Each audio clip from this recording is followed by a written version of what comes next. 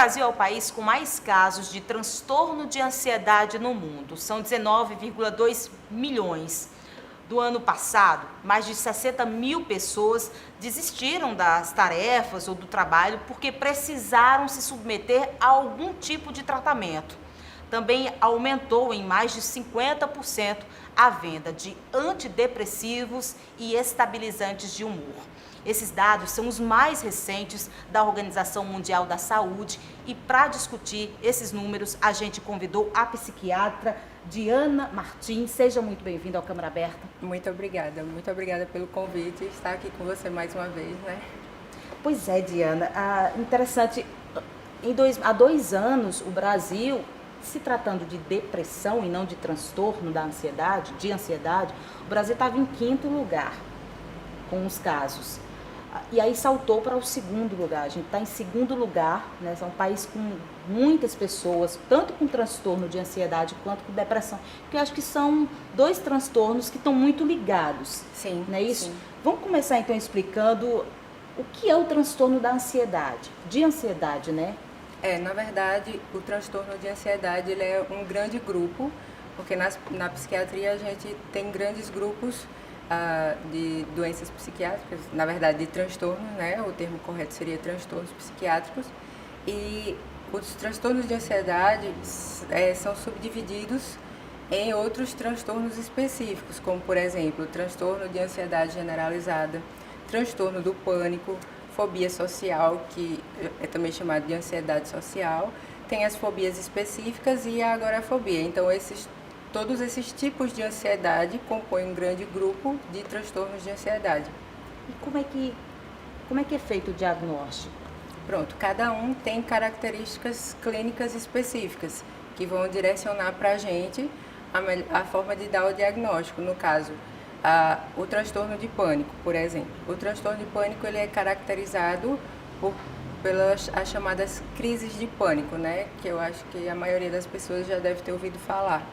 Algumas pessoas chamam, inclusive, de síndrome do pânico, né? Mas o termo correto é transtorno do pânico. Então, no transtorno do pânico, a pessoa vai apresentar o quê? Ela vai apresentar em forma de crises mesmo, são crises nas quais ela passa a ficar muito ansiosa, uma ansiedade muito exagerada, o coração começa a acelerar, ela começa a suar frio, ela começa a ter a sensação de que ela está perdendo o controle de si mesma naquele momento. E a sensação que dá normalmente é de que ela pode vir por exemplo, a infartar, porque ela sente essa taquicardia, essa dor no peito, e a sensação é de que ela vai perder a vida naquele momento, ou que ela vai enlouquecer devido à intensidade muito grande dos sintomas. Então, no transtorno de pânico, normalmente a pessoa recorre a um serviço de urgência naquele momento, devido a imaginar, na maioria das vezes, que ela está ou infartando ou sufocando. Então, ela acha que é um problema respiratório ou um problema cardíaco. E aí, quando chega na urgência, que ela vai... Tá tudo ok, não, você não está infartando, não está acontecendo nada em termos físicos, né? Você está com a crise de ansiedade. E aí, normalmente, a pessoa passa a desenvolver um medo de ter uma nova crise. Então, a característica do transtorno de pânico é essa crise mais grave de ansiedade que faz com que a pessoa desenvolva um medo de ter uma nova crise. Estão ligadas, então. Isso. Aliás, os 2 transtornos estão ligados. Sim. A fobia social, por exemplo, já é uma questão mais específica. A pessoa tem aquele quadro de ansiedade também, caracterizado por palpitações, sudorese, falta de ar, pode ser angústia no peito, uma sensação de entalo na garganta, né? Mas aí essa ansiedade ela vai estar relacionada com a situação específica, que é a situação de se expor em público. Pode ser dar uma palestra, pode ser... Porque, assim, a ansiedade é um sintoma que todos os seres humanos apresentam, né? É normal a pessoa vir dar uma entrevista ou uma palestra e ficar um pouco ansioso, mas à medida que vai falando, né, vai vendo que aquilo é tranquilo e vai normalizando, essa ansiedade vai passando. Pois é, doutora. Agora, como é que... Eu tenho os sintomas, a pessoa de repente tem os sintomas, mas não se considera uma pessoa com um transtorno, como é que saber o momento exato para procurar um profissional e evitar, por exemplo, que esse transtorno possa chegar a uma depressão no futuro? Pois é, aí o fator que vai ser crucial nessa decisão vai ser a partir do momento que a pessoa começa a ter uma interferência no funcionamento diário dela. Então, ela não consegue mais fazer atividades corriqueiras que antes ela conseguia normalmente, ela passa a não conseguir mais fazer. Por exemplo, não consegue sair de casa. A pessoa que tem ansiedade social, a fobia social, por exemplo, ela vai ser promovida no trabalho para uma função de chefia. Ela recusa essa promoção porque ela é incapaz de estar falando ali na frente de muita gente, estar coordenando um grupo. Então, aquilo para ela, ou seja, ela deixou de ganhar uma promoção. A pessoa, novamente, com ansiedade social, normalmente ela tem dificuldade em conseguir um relacionamento amoroso, por exemplo. Às vezes são pessoas que ficam solteiras por muito tempo por causa da dificuldade de se conectar com as outras pessoas. Então, ela pode ter dificuldade de sentir medo de sair de casa, medo de ir ao trabalho, medo de lugares onde tenha muitas pessoas, que ela tenha a sensação de que se ela tiver uma crise de ansiedade, ela pode não ser socorrida naquele momento. Então, essa incapacidade de fazer coisas, essa limitação de fazer coisas que antes eram normais do dia a dia, né, que é o ponto crucial para a gente determinar que ali realmente já chegou no limite, né, e que precisa de uma atenção naquele momento. Qual médico procurar numa hora dessas? Porque a gente sabe que tem os psicólogos, tem os psiquiatras, porque aí vem a intervenção, né, medicamentosa. Então, nessas horas, a quem a pessoa deve, que profissional é preciso procurar? Pois é, aí eu costumo dizer que qualquer um. Porque, assim, se ele procurar um médico clínico, por exemplo, como normalmente acontece na crise de pânico, ele vai orientar naquele momento. É muito comum os pacientes virem ao psiquiatra encaminhados do cardiologista. Porque no momento que ele está tendo uma crise de pânico, ele tem certeza absoluta que ele vai infartar. Então, ele vai, faz toda uma bateria de exames e o cardiologista identifica que realmente não tem nada cardiológico acontecendo. E aí vê que normalmente a pessoa está ansiosa e já encaminha. E também, se procurar o psicólogo, né, é muito válido, a depender da gravidade do transtorno. Se tiver um nível mais leve, por exemplo, às vezes pode nem ser necessário o uso de medicamento e o psicólogo mesmo poderia conduzir.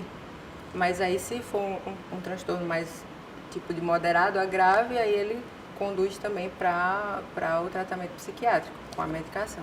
Esse tratamento com terapias, com medicamentos ou não, mas geralmente como é que ele acontece? As pessoas elas vão ter sessões de terapias, como é que é? Então, daí está a diferença entre o psiquiatra e o psicólogo, né? O psiquiatra, ele é o médico que vai fazer a avaliação e o diagnóstico desse paciente e vai prescrever a melhor terapia, seja ela medicamentosa ou a psicoterapia, que é feita pelo psicólogo, né? E então, o psicólogo, ele é um profissional formado no curso de psicologia, que tem uma duração de 5 anos, ou seja, ele não é médico, e aí ele é habilitado, capacitado para realizar a psicoterapia.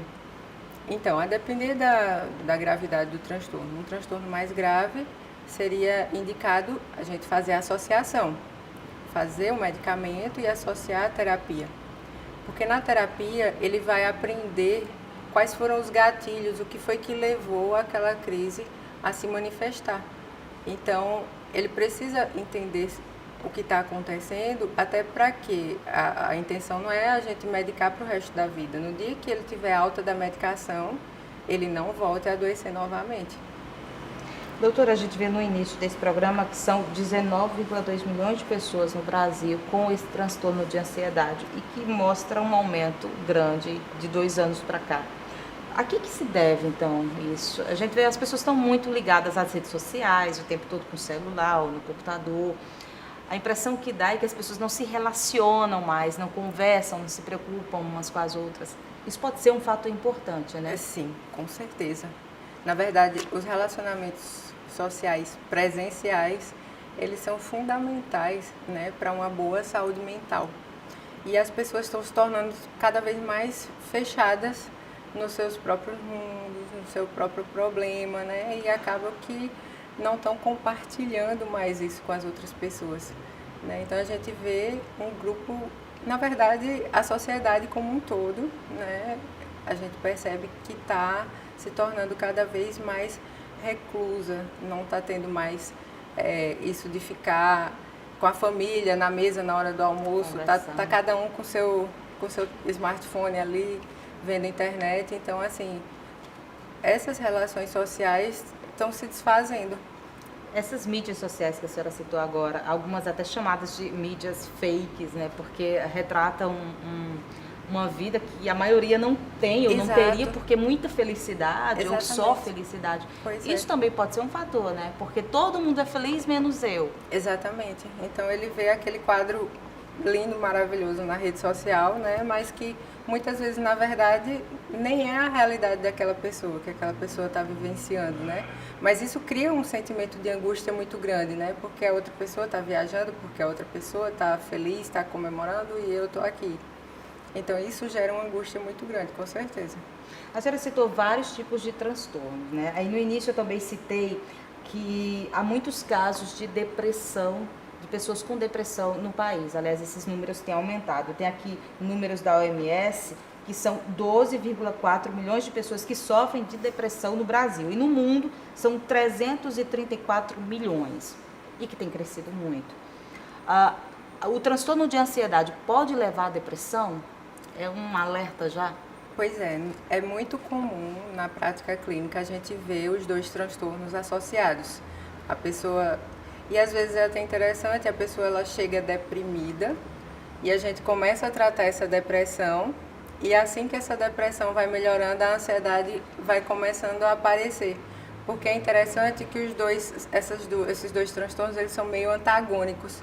Enquanto que a depressão meio que puxa o indivíduo para baixo e deixa ele mais sem vontade, mais sonolento, mais fadigado, a ansiedade é o contrário, ela deixa ele mais elétrico, mais acelerado.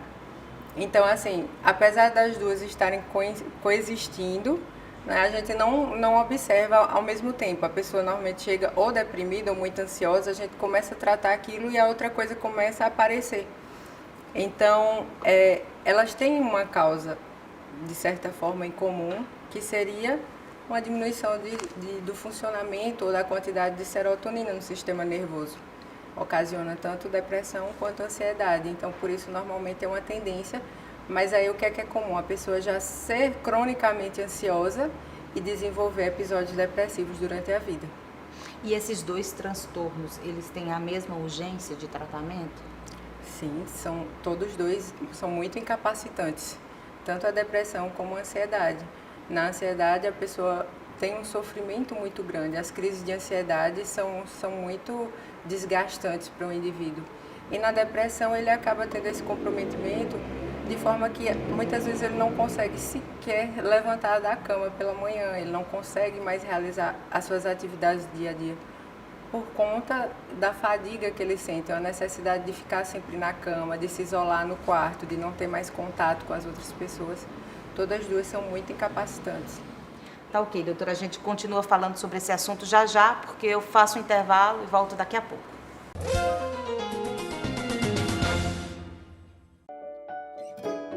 Voz que canta e encanta, voz que chama e que fala, voz que em João Pessoa ganha força, ganha o poder fazer. A nossa cidade dos lugares, das pessoas, da Câmara no seu bairro, escuta, que vai, que chega até você. A nossa cidade das melhorias, das realizações, da emenda cidadã, que faz, que age, que atua por você. É a Câmara Municipal de João Pessoa que chama. Vem, Maria. Antônio, Rita, vem, João. Vem, pessoas. Acompanhe a próxima edição. É a vez do seu bairro. Chama, fala, vem dizer. Vamos fazer. A Câmara no seu bairro escuta. A emenda cidadã faz. Nas praias, no centro, em cada rua, em cada lugar, pelo povo, pela nossa gente. Câmara Municipal de João Pessoa. Cada vez mais perto de você.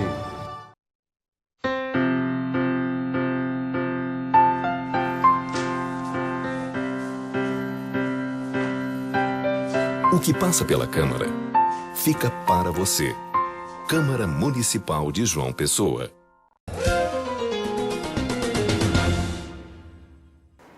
Câmara Aberta está de volta, hoje conversando com a psiquiatra Diana Martins sobre transtorno de ansiedade. A gente falou no bloco passado que esses números aumentaram aqui no Brasil, as pessoas estão desenvolvendo cada vez mais esse transtorno e que ele pode estar muito ligado à depressão ou pode desenvolver uma depressão.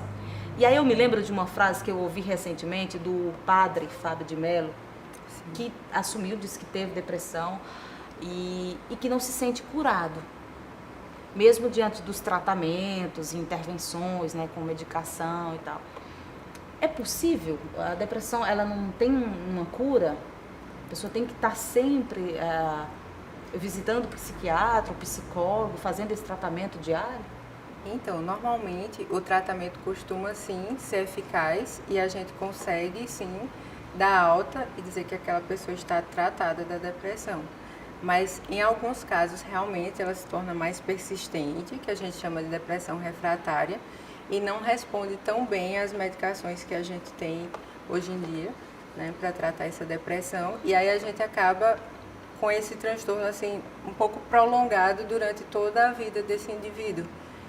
Mas, assim, há casos, sim, que a gente faz o tratamento, prescreve a medicação e o paciente, sim, melhora e a gente consegue dar alta, às vezes dentro do período de um ano e meio, e ele segue uma vida absolutamente normal a partir daí. E é importante que a pessoa não abandone o tratamento. Eu já ouvi pessoas dizendo que deixou de tomar os remédios, sim, não foi mais às consultas. Isso sim é perigoso, né, doutora? Bastante comum, inclusive. E é comum a gente observar que quando esses pacientes deixam de tomar medicação, normalmente elas pioram novamente, elas voltam a apresentar todos os sintomas e às vezes até de forma mais grave do que anteriormente. Existem vários tipos de depressão também, né? A senhora poderia citar as diferenças, uma mais, por exemplo, nos adolescentes. A gente vê um tipo de depressão geralmente associada à anorexia, bulimia, o próprio bullying, né, pode desenvolver uma depressão, mas essa depressão nos adolescentes, ela é a mesma de um adulto, por exemplo, que já tem uma atividade diária, um trabalho, e aí tem conflitos no trabalho, não sabe lidar com essas pessoas ou com esses conflitos, e aí acaba desenvolvendo uma depressão. Existe aí dois tipos de transtornos? Assim? Em se tratando da depressão, é a mesma, seja em adolescente, seja em adulto. Na adolescência acaba sendo até um pouco mais complicado porque o adolescente em si ele já vive vários conflitos, várias dificuldades que são características dessa fase que ele está passando. Então, assim, às vezes se torna um pouquinho mais difícil da gente de ter uma abordagem, uma aproximação quando se trata do adolescente. Fazer entender, né, o que se Exatamente. passa. E às vezes os sintomas podem ser um pouquinho diferentes do que é manifestado na idade adulta. Então, a gente às vezes tem um pouquinho de dificuldade em dar esse diagnóstico, ou na infância ou na adolescência, por conta disso. Mas aí o adolescente, a gente até chama isso de síndrome da adolescência normal, que são aquelas características normais dos adolescentes, de serem um pouco mais irritados, ou de terem um certo imediatismo e querer as coisas, não, tudo é para ontem. Então, algumas dessas características que já fazem parte da própria adolescência acabam, de certa forma, agravando o quadro de depressão. E a ansiedade, né? E a ansiedade. Essa urgência. Esse transtorno de ansiedade, ele é mais comum em mulheres ou em homens? Normalmente em mulheres. E o fator biológico está por trás disso ou não tem relação? Pensa-se também que a questão hormonal influencia muito, né, já que a mulher tem variações cíclicas hormonais, né, principalmente no período da menopausa a gente percebe um aumento, uma piora desses sintomas. Tanto da ansiedade, acho que quanto da depressão também. Sim, é como que o estrógeno fosse um fator protetor para a ansiedade e para a depressão. E aí a gente falou dos adolescentes, né, da fase adulta, já as pessoas que desenvolvem o transtorno, e na infância mesmo. As crianças podem desenvolver ansiedade, esse transtorno? Sim. Um bastante comum na infância é o que a gente chama de transtorno de ansiedade de separação. Quando a criança fica muito ansiosa, quando ela precisa se separar dos pais, quando ela precisa ficar sozinha. Então, ela tem esse sentimento de ansiedade bem aumentado. Mas ela pode desenvolver, inclusive, os outros transtornos de ansiedade também na infância. Às vezes é um pouquinho difícil diagnosticar quando se trata de crianças, porque todos os transtornos da infância eles podem se confundir. Por exemplo, na idade adulta a depressão causa tristeza, humor deprimido. Na infância ele pode causar irritabilidade. E aí essa irritabilidade às vezes é característica de vários dos transtornos da psiquiatria e a gente acaba tendo um pouco de dificuldade em dar esse diagnóstico e ele acaba sendo feito com o segmento dessa criança, com o acompanhamento. E aí como é que os pais fazem assim para identificar? Porque eu acho que a demora desse diagnóstico pode influenciar muito, né, num Sim. tratamento. Influencia bastante, porque também é aquela mesma questão, vai trazer danos para essa criança, vai trazer prejuízos no funcionamento diário dela. Então ela vai deixar de prestar atenção na aula, ela vai deixar de estar absorvendo esses assuntos, a concentração dela diminui, consequentemente acaba prejudicando a memória, porque sem concentração, sem focar, a gente não consegue ter memória. Então, às vezes, acontece de os próprios professores da escola procurarem a família. Já recebi casos de que a mãe disse, não, eu vim porque a escola pediu. Então, os professores às vezes observam que aquela criança está muito caladinha, está muito isolada no canto dela, não está prestando atenção na aula, está muito alheia. E aí eles veem as notas estão caindo, eles veem essa necessidade dessa avaliação quando isso não é visto pela própria família. Doutora, eu ouvi recentemente de um médico dizendo que depressão é uma doença e que a gente tem que encarar como uma doença que precisa de tratamento. E aí eu pergunto, a gente viu aqui que é um transtorno, é uma doença psicológica, é isso? Como é que a gente trata então? Pois é, na psiquiatria, de uma forma geral, para todas essas doenças, na verdade a gente as chama de transtorno, todas elas. Porque Qual é a diferença então? na doença a gente sabe exatamente qual é o curso daquele acontecimento, a gente sabe como começa, qual é a causa, por que começa e qual vai ser o desfecho. E muitas vezes a gente consegue ter uma mensuração através de exames, ou de imagem ou laboratoriais. Na psiquiatria, não. A gente sabe que tem os sintomas, tem as dificuldades, tem o que atrapalha o dia a dia, e a gente não consegue encontrar uma causa. A gente faz exames, às vezes a pessoa fica muito angustiada com aqueles sintomas e diz, não, mas eu quero fazer uma tomografia, por exemplo, eu quero fazer uma ressonância para saber o que está acontecendo. E os exames são normais. Então, até o presente momento, a gente não sabe o que desencadeia as doenças psiquiátricas. Daí, elas serem chamadas de transtorno. A gente ainda não sabe, mas esperamos que futuramente, em breve, né, porque cada dia está se conhecendo mais sobre ela. Aumentando os casos e os estudos aumentando, crescendo. Exatamente. Né? Agora, é possível curar esse transtorno, essa ansiedade, né, com métodos alternativos, por exemplo, a prática de esportes, mais lazer, é possível? Curar, eu diria que não, mas é complementar ao tratamento. Até porque quando a pessoa é acometida de algum desses transtornos, ela normalmente para de fazer todas essas atividades que antes ela desenvolvia e às vezes começa a adotar hábitos que não são bons hábitos, que não sejam hábitos saudáveis. Então, esses hábitos saudáveis, eles são complementares ao tratamento. A gente vai iniciar a medicação, vai iniciar a psicoterapia e aliado a eles, a gente vai também iniciar a atividade física, porque é importantíssimo. Aumenta muito as endorfinas, são substâncias que causam bem-estar no organismo, então auxilia demais, além de melhorar a saúde como um todo. Agora, interessante, a senhora falando aí e eu pensando aqui, o Brasil é conhecido como um país feliz, né? O país do samba, da música, do futebol, então naturalmente a gente imagina que as pessoas nos enxergam assim, né? O brasileiro é uma pessoa feliz. Então, por que tem aumentado esse número de pessoas com a ansiedade ou com a depressão, justamente aqui no Brasil? Pois é, porque na verdade essa questão do isolamento, que para o qual a sociedade vem caminhando, ela também está acontecendo aqui, apesar de É um outros país, países... inclusive, que que usa mais as redes sociais. Eu já vi Exatamente. estudos, dados que revelam isso, né? Que o brasileiro gosta muito das redes sociais. Então, às vezes, quando vem um paciente, principalmente quando é mais jovem, e eu pergunto, tá deprimido ou tá ansioso, o que é que você gosta de fazer? Eu gosto de jogar videogame, eu gosto de usar o celular. Ele tá sempre isolado ali no mundinho dele. Tem uma receitinha, assim, é meio assustador, né? Você acha que todo mundo tem medo de desenvolver algum tipo de transtorno. Existe uma receita para evitar ser vítima, então? Porque eu já ouvi pessoas dizendo assim, ó, uma vez que você desenvolve o transtorno, é muito difícil sair dele. Porque você tem que ter um domínio muito bom de pensamento, muito seguro. Então, assim, existe uma receita para não...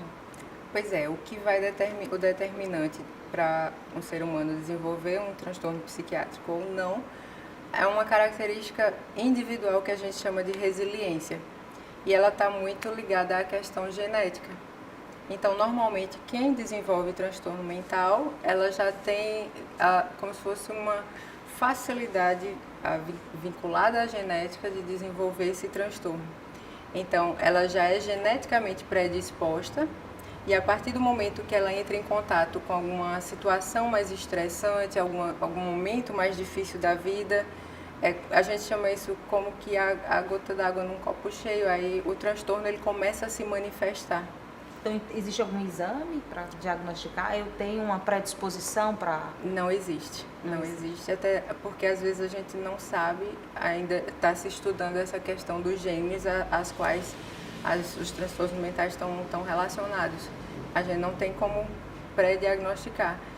É uma questão, um exemplo, tem pessoas que elas são assaltadas e elas tranquilamente continuam vivendo a vida normal, vão trabalhar, Tem outras que são assaltadas nas mesmas condições e passam a não mais sair de casa, a não querer mais trabalhar, a não querer mais fazer o que fazia antes. É o gatilho, né, que a gente falou no começo. Pois é, e o que vai determinar é a genética, é a resiliência. A gente não tem como dizer quem vai adoecer ou não. Se eu estivesse no seu consultório agora, o que a senhora me diria agora, assim, para sair daqui mais tranquila? Uma receita para o dia a dia, viver mais, conversar mais, conhecer pessoas. Isso, procurar não se isolar, ter sempre essa interação com outras pessoas, procurar ter hábitos de vida saudáveis, praticar alguma atividade física, ter uma alimentação mais balanceada, é importante, e tentar não se sobrecarregar no dia a dia, porque muitas vezes essas pessoas é comum elas terem uma carga de trabalho muito grande, ou terem uma sobrecarga na família, a família toda se apoia nessa pessoa. Então, qualquer nível de estresse, sobrecarga, seja no trabalho ou na vida familiar, já seria assim, meio que um meio caminho andado para você chegar lá no transtorno, seja ansiedade ou depressão. Viver, né? Viver. Então, muito obrigada. Eu agradeço demais. Eu também agradeço demais o convite e estou sempre à disposição. Até uma próxima. Até a próxima. É isso, gente. O Câmara Aberta fica por aqui. Para rever essa e outras edições do nosso programa, é só acessar o nosso canal no YouTube ou então lá na nossa página cmjp.pb.gov.br tem todas as informações sobre os nossos programas. Até a próxima.